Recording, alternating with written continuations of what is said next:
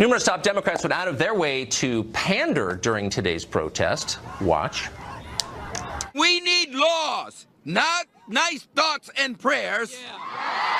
The NRA has made me public enemy #1, and I'm proud of it. Are you going to vote out of office the people who take the gun lobby money and put your safety at risk?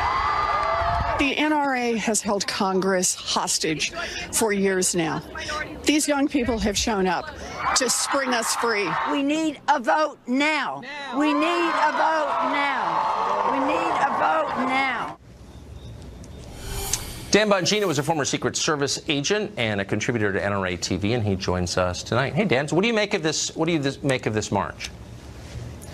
Well, a couple things are going on here, and your prior guest did it, and Nancy Pelosi just did it. A number of those politicians taking advantage of those kids at a rally I thought was designed to reduce targeted school violence, not to pass legislative items on the Democrat agenda. But, you know, shame on us for bringing it up, Tucker. We're the ones who are dismissing the kids, according to the left. But he did two things, your prior guest, which is interesting here.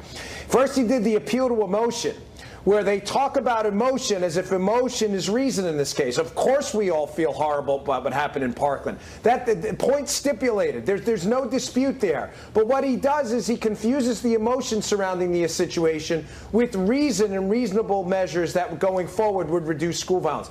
But he did something else that I found particularly disturbing, and they do it too. The liberals do this all the time.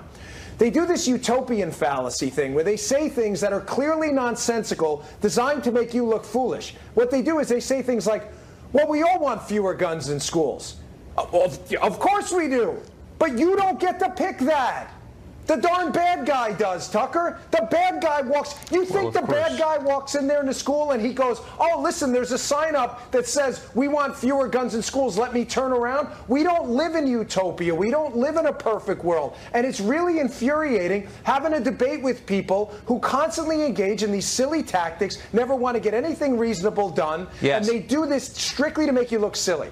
So how would you feel if your child's teacher were proselytizing about a very specific political view and then took him out of school, put him on a bus, and brought him to a political rally? Wouldn't you have a right to be outraged, since that's not why you're sending him to school?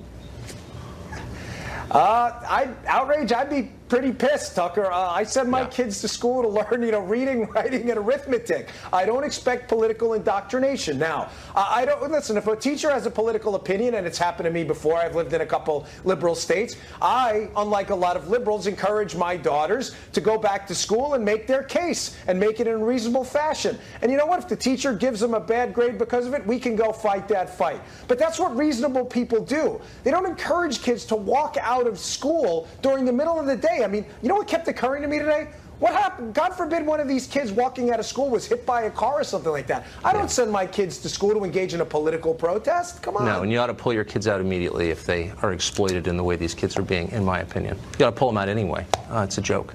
Dan, thank you. Great to see you. Yes, sir.